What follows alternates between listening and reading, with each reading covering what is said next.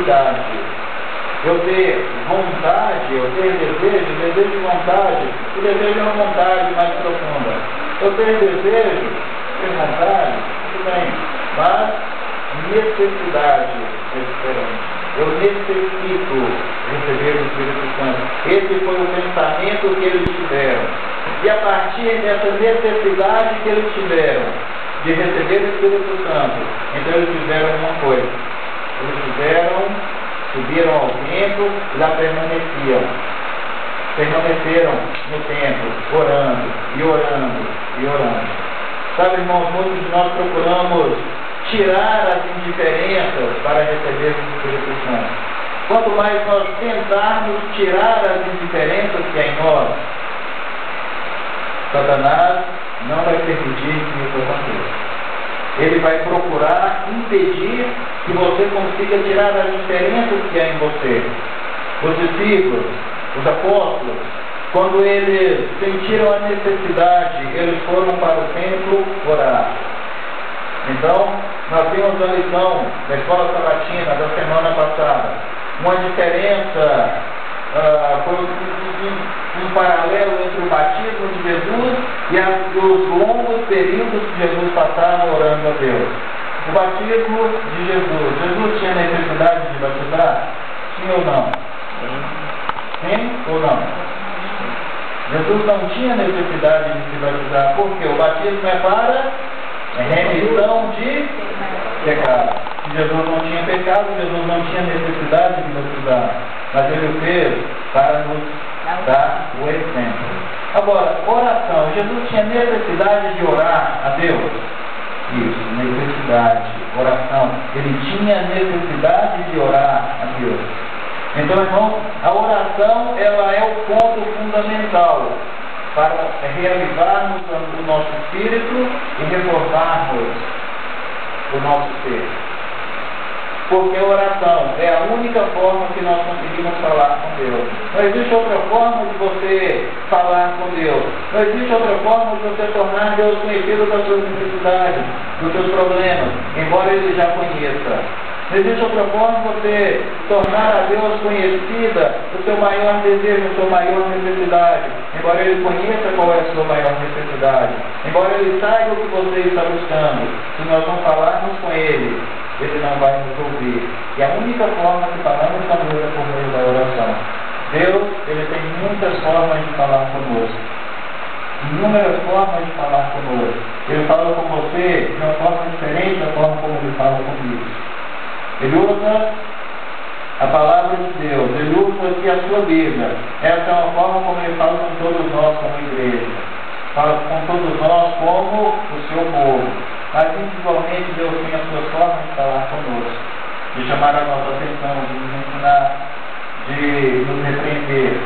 Mas, quando nós sentimos a necessidade, nós oramos então a Deus. Então, o que precisamos fazer? Orar a Deus.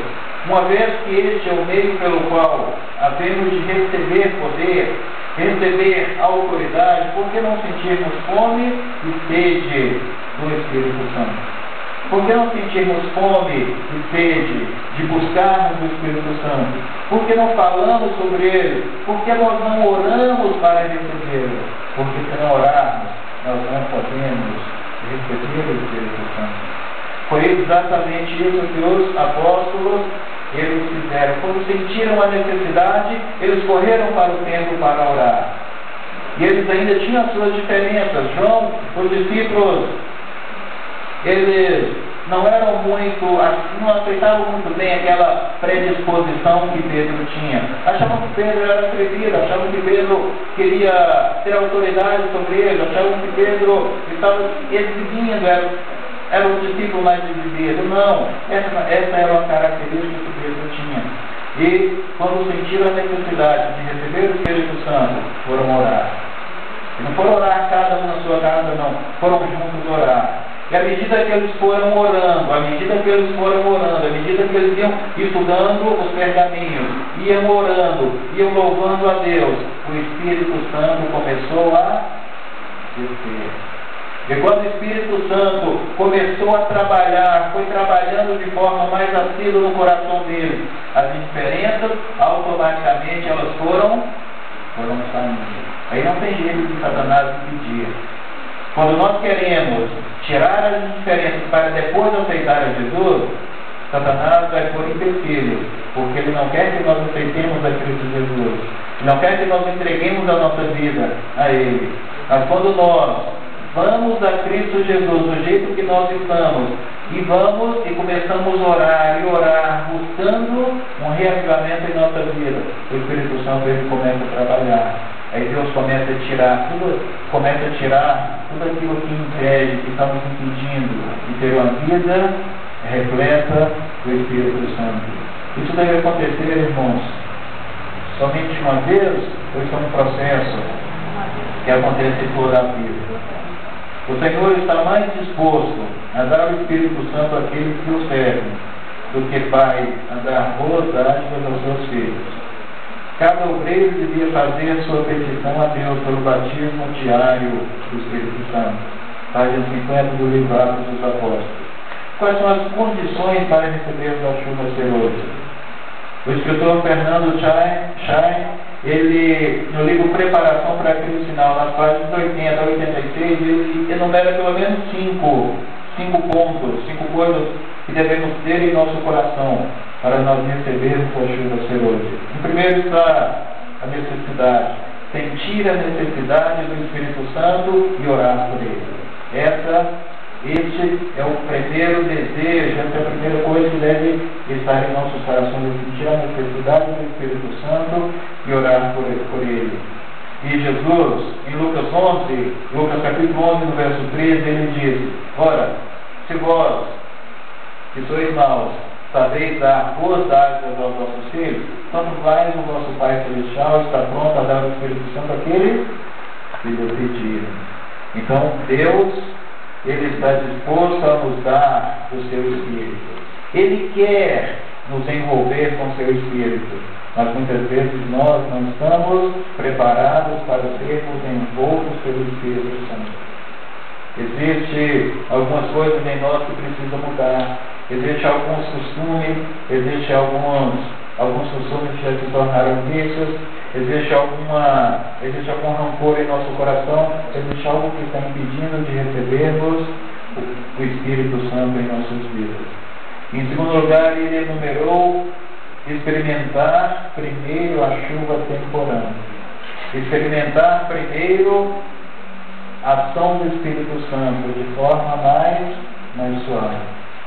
E Paulo, quando escrevia a sua carta para os Hebreus, ele tomou como experiência a vida dos nossos pais lá no deserto, quando eles fecharam o coração para a voz de Deus.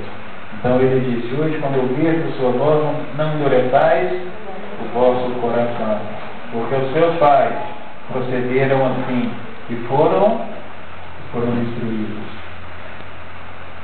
Experimentar primeiro a chuva temporânea. A chuva serôdia, irmãos, ela pode ser derramada de duas formas. De forma como igreja, assim como a chuva temporânea, os discípulos receberam todos ao mesmo tempo, os 12 receberam ao mesmo tempo, porque eles estavam orando juntos. E nós a recebemos também de forma individual.